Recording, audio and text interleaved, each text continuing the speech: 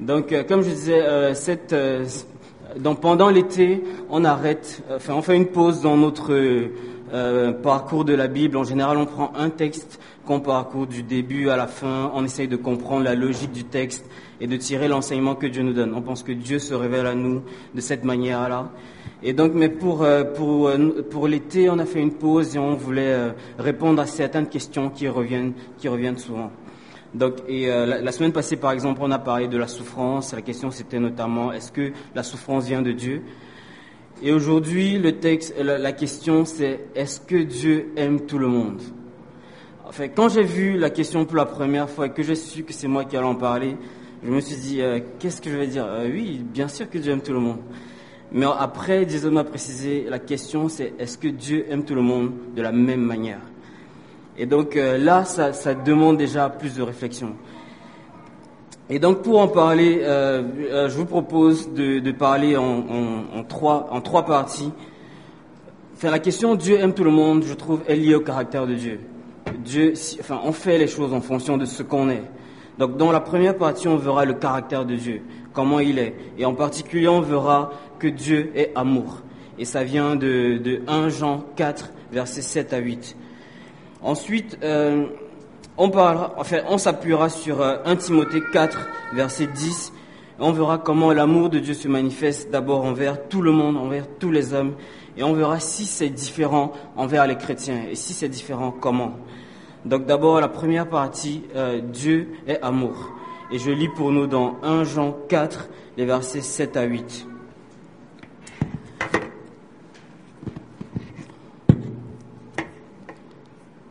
Bien-aimés, aimons-nous les uns les autres, car l'amour vient de Dieu, et toute personne qui aime est née de Dieu et connaît Dieu. Celui qui n'aime pas n'a pas connu Dieu, car Dieu est amour. En fait, il y a plusieurs textes de la Bible où on tire des enseignements sur ce que Dieu est, sur la manière dont Dieu se comporte. Et c'est ce qu'on appelle en général les attributs de Dieu. Et il y a deux types, on peut regrouper tous les attributs de Dieu en deux catégories. La première, c'est des attributs de Dieu qui décrivent l'attitude de Dieu, comment il se comporte. Par exemple, si Dieu était là avec nous, quelle serait sa manière d'agir? Et puis il y a d'autres types d'attributs de Dieu qui parlent de ce que Dieu est, de quoi Dieu est constitué. Par exemple, dans les passages qui parlent de comment Dieu est, les attributs de comment Dieu est, on a Psaume 145, verset 17, qui dit « L'Éternel est juste dans toutes ses voies et miséricordieux dans toutes ses œuvres. » On comprend dans ce texte que Dieu est juste. Une manière d'agir de Dieu, c'est qu'il est juste et il ne peut pas ne pas être juste. Et il y a plusieurs autres passages comme ça où on apprend des choses sur le caractère de Dieu, sur son attitude. On trouve ailleurs dans la Bible que Dieu est bon, il y a des passages qui montrent que Dieu est fidèle, Dieu est généreux, etc. Et donc, à partir de tous ces versets-là, on peut déduire comment Dieu se comporte. Mais il y a une deuxième catégorie d'attributs de Dieu qui parle pas de son caractère, mais de son essence. Par exemple, nous, on est fait de chair et d'os, si on voulait parler de notre essence. On est fait de matière. Mais Dieu, c'est pas le cas. Et donc, il y a plusieurs autres passages qui parlent de ce que Dieu est. On peut citer par exemple au verset dans l'évangile selon Jean chapitre 4 au verset 24, c'est le Seigneur Jésus qui parle à la femme samaritaine et il dit Dieu est esprit. Il faut que ceux qui l'adorent en esprit et en vérité. On comprend dans ce passage qu'il dit à la femme Dieu n'est pas matériel, Dieu ne se trouve pas à un endroit, mais Dieu est esprit, Dieu ne peut pas être touché, Dieu est invisible. Et puis il y a d'autres passages encore qui parlent de ces attributs de Dieu qui touchent à son essence, à ce qu'il est. Par exemple, on trouve dans des passages de la Bible que Dieu est omniprésent, donc sa présence remplit tous les endroits. Il n'y a pas un endroit où Dieu ne se trouve pas. On voit encore dans d'autres endroits de la Bible que Dieu est autosuffisant. Il n'a pas besoin d'une aide extérieure pour sa survie. Nous, on a besoin d'oxygène, on a besoin de nourriture, mais Dieu est et il n'a pas besoin d'autre chose. Donc ça, ce sont des attributs qui parlent de ce que Dieu est. Pourquoi je parle de tout ça? Parce que Jean, dans cet épître, semble donner un attribut de Dieu. Et c'est frappant parce qu'il ne dit pas « Dieu est aimant » ou bien « Dieu est rempli d'amour ». S'il avait dit Dieu est aimant, on comprendrait que c'est une attitude de Dieu, c'est une manière d'agir de Dieu. Mais il dit Dieu est amour. Et la manière dont c'est formulé montre que c'est pas juste que c'est dans l'attitude de Dieu, mais ça fait partie de qui Dieu est. Dieu est amour. Et donc à la question, est-ce que Dieu aime? Enfin, Dieu est amour. Dieu ne peut pas ne pas aimer. C'est la nature de Dieu. Dieu est amour. Dieu est son amour quelque part. Tant que Dieu est, il sera toujours amour. Dieu ne peut pas changer. Son amour est invariable. Son amour ne dépend pas des personnes. Enfin, on côtoie les hommes tous les jours et on sait que il y a des fois des personnes avec qui on a plus de mal que d'autres. Il y a des jours où on est plus aimant que d'autres. Enfin, nos émotions changent et nos émotions changent en fonction des personnes, malheureusement, quelquefois. Mais c'est pas le cas pour Dieu parce que l'amour de Dieu ne dépend pas de la personne qui est en face de lui. L'amour de Dieu, c'est qui il est. Donc, maintenant, sachant que Dieu est amour, sachant que la Bible nous enseigne que Dieu est amour, comment cet amour se manifeste-t-il envers les hommes? Est-ce que cet amour se manifeste de la même manière envers tous les hommes? Donc c'est ça le but de notre question. Et pour ça, je vais lire pour nous dans 1 Timothée 4, verset 10. Donc 1 Timothée 4, verset 10, c'est dans cette perspective, en effet, que nous travaillons et que nous nous laissons insulter, parce que nous avons mis notre espérance dans le Dieu vivant, qui est le sauveur de tous les hommes, et en particulier des croyants. Enfin, on a étudié l'épître de l'apôtre Paul à Timothée il n'y a pas longtemps, et dans cette portion de l'épître, l'apôtre Paul rappelait à Timothée qu'ils doivent travailler ardemment pour Dieu. En fait, donc Paul c'était un apôtre et Timothée était un pasteur que Paul avait laissé à Éphèse. Et il exprime dans cette lettre le fait que Dieu est en train de faire une œuvre de salut envers les hommes. Il encourage Timothée à travailler ardemment. Et il dit, mais concentrons-nous sur ce qu'il dit après. Dieu est le sauveur de tous les hommes et en particulier des croyants. Donc la première chose, c'est Dieu est le sauveur de tous les hommes. Il dit à Timothée, nous devons bosser pour l'œuvre de Dieu parce que l'œuvre que Dieu est en train de faire, c'est une œuvre de salut pour tous les hommes. Mais comment comprendre la phrase Dieu est le sauveur de tous les hommes? Je me suis aidé des commentaires, notamment de John MacArthur, si ça vous intéresse. Et le mot sauveur dans la Bible est souvent employé évidemment pour faire référence au salut éternel que Dieu nous donne. Dieu nous a sauvés de nos péchés. Et quand on dit Dieu est sauveur des hommes, c'est pour dire que c'est lui qui a conçu et qui a mis en place le plan par lequel il allait pardonner nos péchés. Il allait nous délivrer de la condamnation qui nous attendait. Donc souvent quand le mot sauveur est employé dans la Bible en parlant de Dieu ou en parlant de Jésus, c'est pour dire qu'il nous a sauvés de nos péchés. Mais le mot sauveur peut avoir aussi un sens plus large et peut désigner quelqu'un qui apporte un secours à une personne. Quelqu'un qui est dans le besoin et qui est dépendante d'une aide qu'on doit lui apporter. Et quand quelqu'un lui apporte ce secours-là, on peut aussi parler pour dire c'est un sauveur en quelque sorte. J'ai eu un ami qui a fait un accident de voiture récemment et il était coincé dans la voiture et il a attendu pendant 2 heures que les pompiers arrivent. Et il m'a dit quand les pompiers sont arrivés, je me suis dit voilà mes sauveurs. Et il est chrétien, il pesait vraiment ces mots. Donc sauveur c'est quand tu es dans une situation où tu as besoin d'une aide extérieure. Et donc Dieu est le sauveur de tous les hommes dans un sens parce que chaque jour Dieu apporte son secours aux hommes. Enfin, dans la Bible, on dit que Dieu est autosuffisant, il n'a pas besoin d'une aide extérieure. Mais nous, on est dépendants de l'oxygène, on est dépendants de la nourriture, on est des êtres complètement dépendants de ce qui se trouve dans l'environnement. Et Dieu est notre sauveur parce que chaque jour, c'est lui qui pourvoit à ce dont nous avons besoin pour la vie. C'est Dieu qui nous donne la vie, c'est Dieu qui maintient le souffle de vie, chaque inspiration, chaque expiration. C'est Dieu qui nous donne... si on voit plus large, c'est Dieu qui nous donne toutes les choses dont nous pouvons profiter, les amis, la famille. C'est Dieu qui nous donne des aptitudes, si on peut avoir un travail, si on peut prendre du plaisir dans l'activité. C'est Dieu qui nous a créés, c'est Dieu qui a mis chaque chose en nous. C'est Dieu qui nous donne le plaisir d'avoir du repos après notre activité. Et Dieu fait ça à tout le monde. Et que les personnes l'honorent, que les personnes le respectent ou pas, Dieu agit avec amour et donne ses bienfaits à tous les hommes chaque jour. C'est dans ce sens où Dieu est le sauveur de tous les hommes. Et le Seigneur Jésus rappelait ça à ses disciples dans Matthieu 5, au verset 45. Il disait, Dieu fait lever son soleil sur les méchants et sur les bons. Il fait pleuvoir sur les justes et sur les injustes. Et dans ce contexte, le Seigneur nous appelait les disciples, il disait, soyez parfaits comme votre Dieu est parfait. Regardez, il aime, il manifeste son amour et ses bienfaits à tout le monde, sans exception, sans regarder à leur attitude, est-ce qu'ils honorent Dieu ou pas, etc. Donc Dieu est amour et il manifeste ses bienfaits envers tous les hommes. Dans ce sens, il est le sauveur de tous les hommes. Mais ce serait faire une entorse à la parole de Dieu si on s'arrêtait seulement à ça. Parce qu'on sait bien que Dieu est amour, mais Dieu est aussi juste. Comme on l'a vu il y a d'autres attributs, et notamment le fait que Dieu est juste.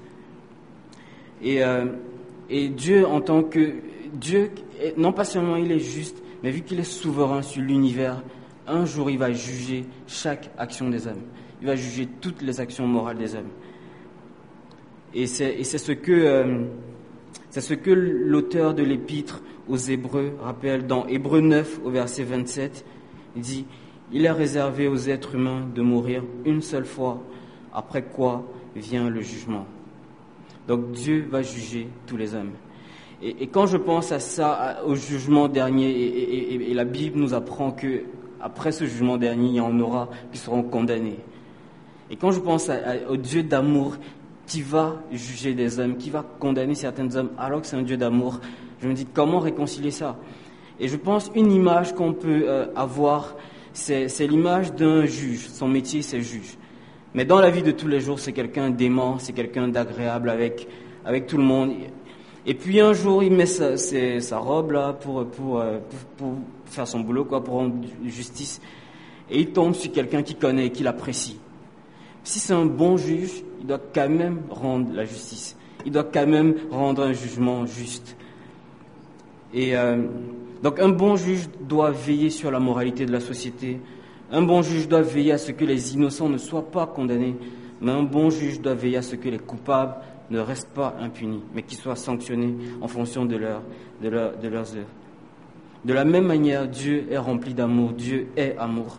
Mais il y a un jour où, pour certains hommes, ça va s'arrêter. Parce que Dieu va juger. Il y a un jour où Dieu va juger les hommes. Et malheureusement, la Bible nous dit que certains hommes seront condamnés. En gros, Dieu est le sauveur de tous les hommes. Il nous donne ses bienfaits chaque jour. Mais pour certains hommes, ça va s'arrêter. Dans Luc 16, le Seigneur raconte l'histoire d'un homme qui s'est retrouvé en enfer. C'est dans l'histoire de Lazare et l'homme riche. Et l'homme riche, justement, c'était quelqu'un qui avait quelque part profité des bienfaits de Dieu pendant qu'il était sur terre. C'était un homme qui avait tout en abondance. Et le Seigneur raconte qu'après sa mort, il se retrouve en enfer. Et donc cet homme riche-là, pendant qu'il est en enfer, il a le moyen de parler avec Abraham. Et il dit à Abraham, je veux juste une goutte d'eau. Et ça m'a fait penser, la Bible dit souvent, tous ont péché, sont privés de la gloire de Dieu. Mais on voit que sur terre, c'est une sorte de transition. On voit qu'on n'a pas la pleine présence de Dieu, mais on voit qu'on profite encore quand même des bienfaits de Dieu. On est privé de la gloire de Dieu, mais on a encore quand même des bienfaits qui viennent de Dieu. Mais dans cette histoire que Jésus raconte dans Luc 16, de l'homme riche qui se retrouve à demander une goutte d'eau, on a l'impression que là, il est vraiment privé de tous les bienfaits de Dieu. Il voudrait juste une goutte d'eau. Et s'il n'y a pas une goutte d'eau, on imagine qu'il n'y a pas grand-chose. Donc, on comprend que Dieu donne ses bienfaits à tous les hommes, mais un jour, ça peut s'arrêter. C'est temporaire, c'est tant qu'on est sur la terre. Mais après le jugement, pour certains, ça va s'arrêter. Donc, mais qu'en est-il des croyants? Ça, je reviens à notre texte. comment cet amour de Dieu se manifeste envers les croyants. L'apôtre Paul dit à Timothée, c'est dans la deuxième moitié du verset, Dieu est le sauveur de tous les hommes et en particulier des croyants. Donc il établit que Dieu exerce son amour, ses bienfaits d'une certaine manière envers tous les hommes. Mais les croyants ont quelque chose de particulier. Il y a un amour spécifique. Il y a une manière spécifique dont Dieu manifeste son amour envers ceux qui ont mis leur foi en Jésus pour le pardon de leurs péchés. Donc, si nous sommes enfants de Dieu depuis un moment, on s'est rendu compte le fait d'être enfant de Dieu ne nous rend pas plus riches. Le fait d'être enfant de Dieu ne nous rend pas plus intelligents. J'ai pas l'impression. Et le fait d'être enfant de Dieu fait qu'on n'est pas forcément en bonne santé tous les jours. Il y a des enfants de Dieu qui sont souvent malades, certains qui souvent meurent de leur maladie. En gros, tous les bienfaits matériels, on en bénéficie comme tous les autres. Donc, quand l'apôtre Paul dit Dieu est le sauveur de tous les hommes, mais en particulier des croyants, on comprend que c'est pas les choses matérielles, on va en recevoir un peu plus que les autres. Parce qu'on voit que c'est pas le cas, on le vit pas. Non, mais qu'est-ce qu'il veut dire? L'amour de Dieu envers les croyants a plusieurs particularités. D'abord, c'est un amour éternel. Comme on le voyait pour certains hommes, ça va s'arrêter. Il y a un jour où ça va s'arrêter, où Dieu va porter ses habits de juge. Mais pour les croyants, c'est pas le cas. La Bible nous enseigne que ceux qui ont mis leur foi en Jésus, et Jésus disait, si vous croyez en moi, vous ne mourrez pas. Celui qui croit en moi ne mourra pas. Même quand il sera mort, il vivra. Et je lis pour nous les mots de l'apôtre Paul dans Romains, au chapitre 8, verset 35. Qui nous séparera de l'amour de Christ? Serait-ce la détresse, l'angoisse, la persécution, la faim, le dénuement, le danger ou l'épée? Et plus loin, dans les versets 38 et verset 39, l'apôtre Paul continue. En effet, j'ai l'assurance que ni la mort, ni la vie, ni les anges, ni les dominations, ni le présent, ni l'avenir, ni les puissances, ni la hauteur, ni la profondeur, ni aucune autre créature ne pourra nous séparer de l'amour de Dieu manifesté en Jésus-Christ notre Seigneur. Si nous avons mis notre foi en Jésus pour le pardon de nos péchés, si nous sommes croyants, les bienfaits de Dieu envers nous ne s'arrêteront jamais. Même la mort ne nous enlèvera pas de la présence de Dieu et du fait de profiter de son amour et de ses bienfaits. Au contraire, la mort, sera plus le moyen qui va nous permettre d'en profiter encore plus, parce qu'on verra Dieu plus pleinement. Deuxièmement, l'amour de Dieu a ceci de spécifique, a une autre spécificité quand il s'exerce vis-à-vis des croyants, en ce qu'il est passionné et inconditionnel. Il y a un certain sens où l'amour de Dieu est inconditionnel parce qu'il ne change pas, mais il y a un certain sens où l'amour de Dieu envers les croyants est particulièrement. Je pense que Dieu ne se met pas en colère contre les enfants de Dieu, contre ses enfants qu'il a adoptés. Et je lis pour nous dans Ésaïe 54 au verset 10. Même si les montagnes s'éloignaient, même si les collines étaient ébranlées, mon amour ne s'éloignera pas de toi et mon alliance de paix ne sera pas ébranlée, dit celui qui a compassion de toi, l'Éternel. Souvent, en tant que chrétien, en tant qu'enfant de Dieu, on peut se sentir misérable parce qu'on a eu une attitude qui ne plaît pas à Dieu. On peut se sentir coupable et peut-être penser que Dieu nous aime moins ou que l'attitude, la disposition de Dieu envers nous change. Mais dans ce passage, c'est le prophète Dieu qui parle à travers le prophète Ésaïe qui dit « Même si les montagnes se déplaçaient, même si les collines tremblaient, mon amour pour toi ne changera pas. L'amour de Dieu pour nous sera toujours le même. » Je pense que je veux prendre une image pour exprimer. Je pense qu'une image pour exprimer comment Dieu nous aime, c'est Abraham avec Isaac. On se souvient quand Dieu éprouve la foi d'Abraham, qui lui dit d'aller sacrifier son fils. Il dit, va me donner ton fils, ton unique. Et je pense que l'amour que Dieu a pour nous, c'est un peu comme l'amour qu'un vieil homme peut avoir pour son fils unique. Mais Dieu a cet amour pour chaque chrétien. La preuve, c'est qu'il nous a donné son fils unique. Jésus est mort à notre place. Dieu nous aime avec un amour plus passionné. Je vais pas avoir une Bible. Ah, c'est la mienne. Je vais encore lire pour nous dans Sophonie, au chapitre 3, verset 17. L'Éternel, ton Dieu, au milieu de toi, un héros qui sauve. Il fera de toi sa plus grande joie. Il gardera le silence dans son amour, puis il se réjouira à grands cris à ton sujet. Dans le contexte, le prophète parle de Dieu après que Dieu ait renoncé à juger Israël. Il dit l'attitude que Dieu va avoir vis-à-vis du peuple d'Israël. Il dit, l'Éternel est au milieu de toi un héros qui te sauve. Il fera de toi sa plus grande joie. Il gardera le silence dans son amour. Il se réjouira à grands cris à ton sujet. Si nous sommes enfants de Dieu, Dieu nous dit, Dieu se réjouit à grands cris à notre sujet. Et il y a une autre version qui dit, Dieu aura des transports d'allégresse à notre sujet. C'est vrai que Dieu aime tout le monde, mais on ne dit pas que Dieu a des transports d'allégresse pour tous les hommes. Et la première fois que j'ai lu ça, j'étais un peu confus. Je me disais, Dieu a des transports d'allégresse, Dieu pousse des grands cris de joie à cause de ses enfants. Parce que c'est pas la vision que j'ai de l'amour d'un homme en général pour ses enfants.